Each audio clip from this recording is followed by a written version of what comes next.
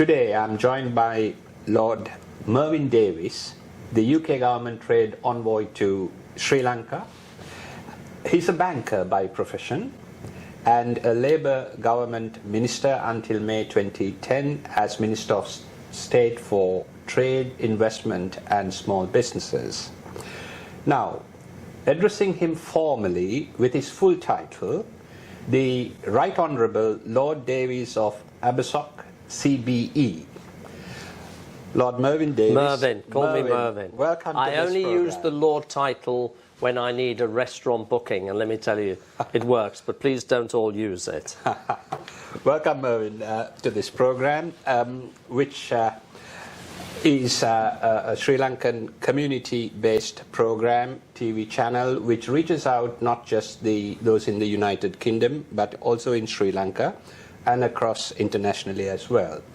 So, welcome aboard. Let's talk about your professional career first, a little bit about your banking career and where it ended, and then on the political side and the bilateral side on Sri Lanka, because you're a firm supporter of the Sri Lanka United Kingdom Chamber of Commerce here in London. Mervyn, from a Google check, I know you started work at Midland, but I'm a jack of all trades, master of none. I've been very involved in sport. I'm chairman of the Lawn Tennis Association. I'm one of the directors of World Rugby. I'm chairman of an opera house called Glyndebourne. So I've done a lot in the arts, and arts and sport are very fundamental to me. And so I've also been at the top of corporate life, and obviously I was chief exec and chairman of Standard Chartered, having worked at Citigroup before, but really for the last 13, 14 years, after a stint in government, which I'll come to, I've really been involved in private investing, private equity. I'm chairman of Letter One, which is a big investment company. And I was the deputy chairman and senior independent director of Diageo for a decade. So, jack of all trades, been involved in lots of different businesses, lived in Hong Kong and Singapore.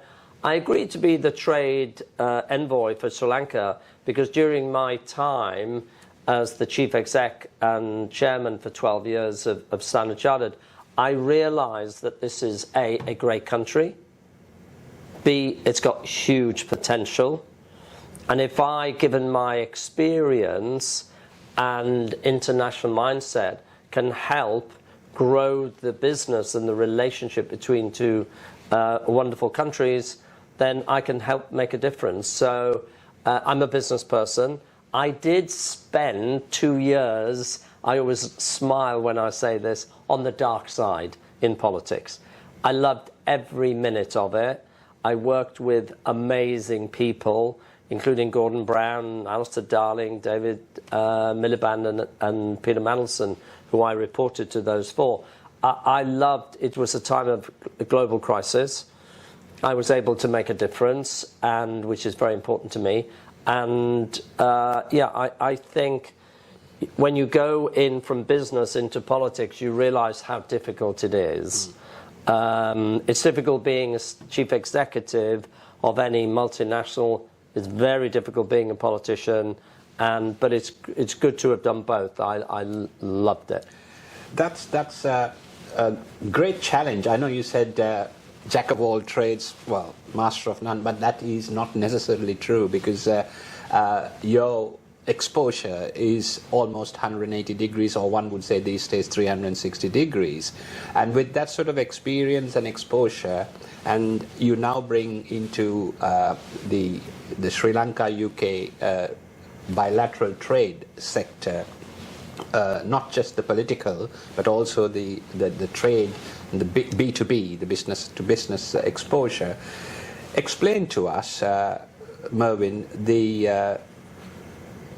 what is meant by the UK Prime Minister's trade Envoy, in this particular context to Sri Lanka. But we'll come to the Sri Lanka aspect because our viewers may want to know what that means. No, I mean, look, the idea being is that people from a variety of different backgrounds can use their experience, their wisdom, and contacts to grow trade and, and grow business between the two countries, respectively. What I would say is we're in an era of geopolitical change. We've had the horrendous developments in the Ukraine with the war, which is appalling.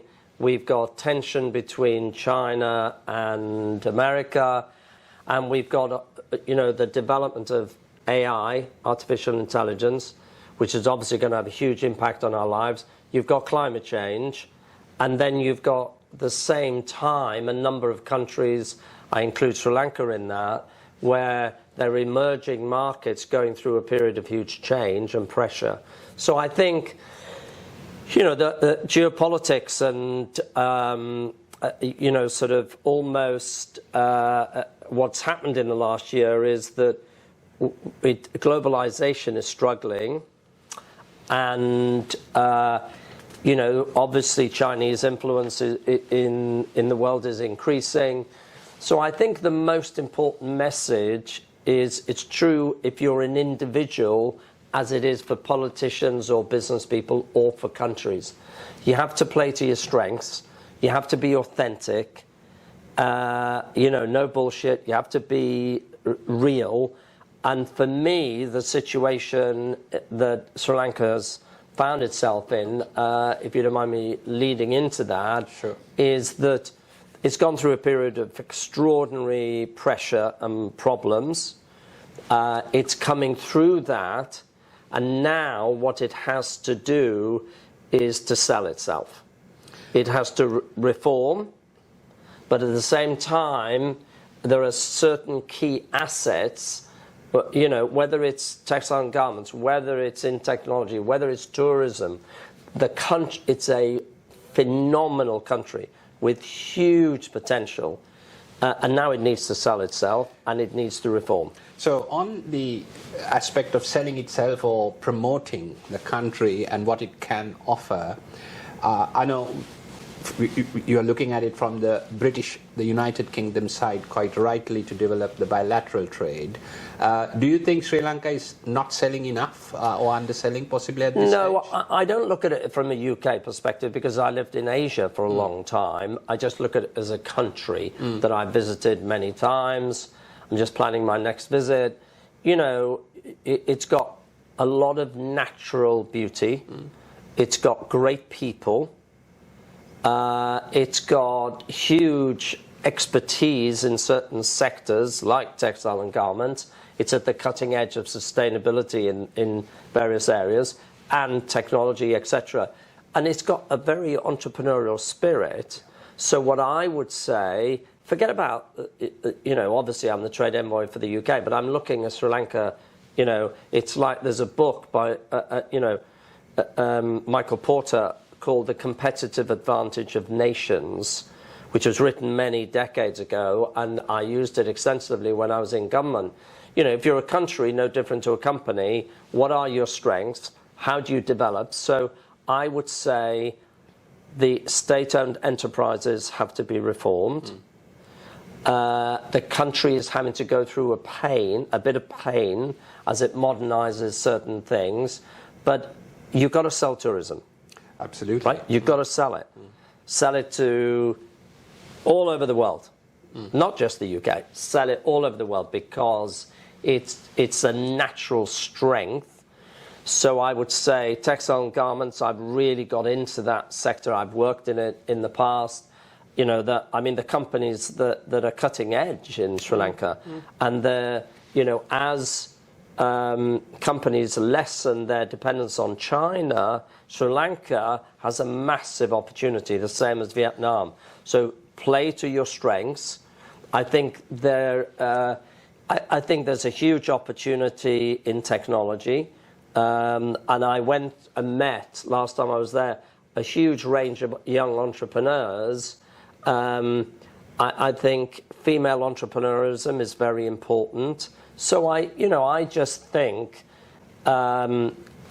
it has to sell itself better because everybody will focus inevitably on the IMF deal and what's happened and, blah, blah, blah, blah. Great. That's simply to stabilize, yeah. That's stabilized. Now move on. Now look forward.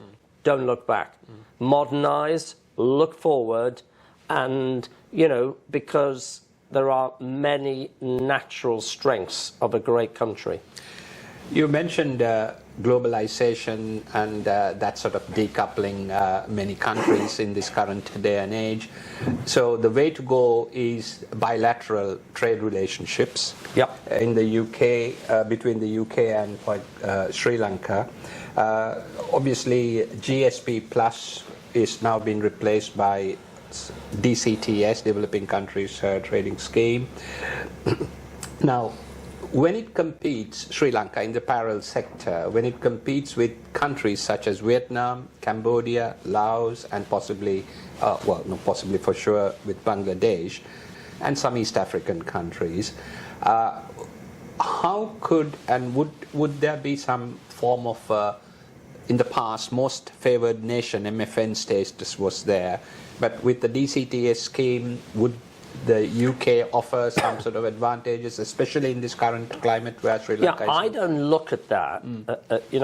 My concentration is China has been the factory of the world for most white goods, clothing, you name it. It was the factory of the world. And that led to most advanced economies benefiting from cheap products and, whatever. And I think that is changing because climate change means you have to have shorter, supply chains, but also means you have to spread your bets. So corporations are realizing that you do need a Sri Lanka, you do need a Vietnam.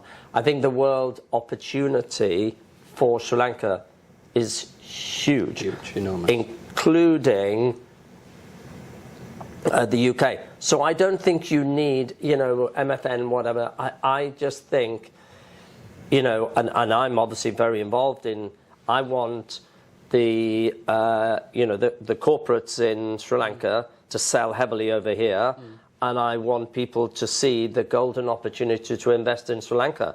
And I really want people to visit it and see, wow, what an amazing country to go to on holiday, which it is. So I think that we've got to look forward. We obviously have to continue to build momentum, which is why I'm doing this interview. Trade between the two countries. You were in Sri Lanka, I think it was November last year, and you're planning a visit again very soon. On your last visit, what were your takeaways on how Sri Lanka was? Perhaps you've already explained it to us, but and would you be measuring on what you saw and determined last time on your next visit or the visit in the next couple of months? I saw amazing resilience of a country that was going through, IMF restructuring. I saw the thing that really hits you when you go there is people smile. There's a lot of smiling. And so the country, it's just gone through the fuel queues and, unbelievable stuff. But I found everybody upbeat. So I came back even more enthused about the opportunity. And, we've had lots of political turmoil here. In the UK. So, we shouldn't be preaching to anybody. We've had our own issues here. What I do think is that there has to be some reform because that's part of the IMF deal. But again, I repeat, I came back enthused about opportunity, met so many wonderful people. And the thing that struck me, actually, is the opportunity for female entrepreneurialism and the opportunity for SMEs in Sri Lanka. I do believe that when, and I think it has happened, there's lots of creativity, huge amount of entrepreneurship going on in the UK. I think what the internet does, or what COVID has done, is made people realise you can work from home. You can create businesses, you know, with your PC. AI is going to be another, just like the mobile was. It's going to be another. Yes, of course, it's a threat, but it's a massive opportunity. So for me, clusters of activity are very important, and I saw that. I went to some shared workspace businesses, very exciting, and then I came back and connected them with some, you know, shared workspace businesses in the UK. In the UK. So I think the bilateral trade aspects are being worked on and improved as we go along, connections made through your good officers from the UK side. And do you have sort of a counterpart in the UK other than the Ministry of Trade or Well, I talk, you know, obviously High Commissioner in Sri Lanka's, you know, Sarah's done an amazing job, brilliant. She's been absolutely brilliant. And then the team here at the Centre in Trade, you know, Faza, everybody, Kevin, they've all been brilliant. And obviously I have a wonderful relationship with your High Commissioner here. Yeah. And so, you know, for me, I keep in touch here with your High Commission and the same in Sri Lanka. So, and at the same time, you know, we've got to land some of the bigger investments into the country, whatever. I've made lots of introductions. So I think the key focus is for people to realise that the country is full of opportunity. Absolutely. Now, for example, the port city. I mean, have you been to the port city? I went there. Yeah. Yep. And what are your thoughts in the medium term? Short term is to make sure that the infrastructure and the buildings, everything is there. But where do you see the port city helping Sri Lanka? Because it's a special economic unit. As like a self-administered region within Sri Lanka. Yeah. Prospects. I did visit. It had some bad press perception, but actually I was incredibly impressed. I mean, it reminded me of going to Jebel Ali 20, 30 years ago when everyone said it's the nothing, it's not going to work, it's this, it's that. You know, and now look at Jebel Ali. In Dubai. Yeah, I mean, you look at Jebel Ali in Dubai, you know, it's a bit like, you know, with Malaysian investment, Battersea Power Station in London has been regenerated. And, you know, people coming to London, you go there and you think, wow. And everyone said it would fail. Yeah. So I would say success has many fathers, failure none. None. So it's a visionary project, and I have helped them since I came back from my visit. So yeah, I think you've got to, you know, business is no different to growing an economy. It's about growth. You can't, not everything is going to succeed, right? You have to take risk, you have to invest in the future, and you also have to sell yourself. Absolutely. From the private sector, where you're heavily involved at the moment and for some years now, where do you see private investors from abroad, in this case the United Kingdom and Europe, etc., do they need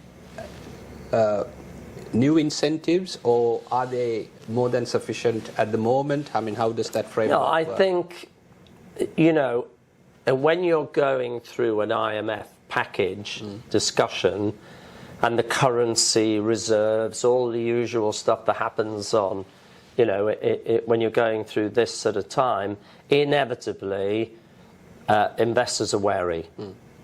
They are.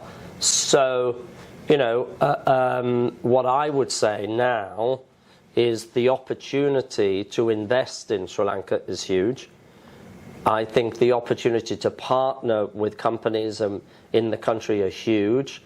And so, to a degree, I have to send the message, but everybody does. Sri Lanka is going to go through an exciting phase. It's open for business. It is resolving its issues, and seize the opportunity. That's a very positive message, Mervyn, and a practical message for that. And I think both, especially the Sri Lankan side, of course, the United Kingdom bilateral aspects will be taken care of by the leadership of Mervyn Davies and so on. Thank you so much. No, pleasure. And you're very lucky to be here because we're about to play Australia at cricket. And we've got the Ashes coming up, and Yes. you know. Yeah.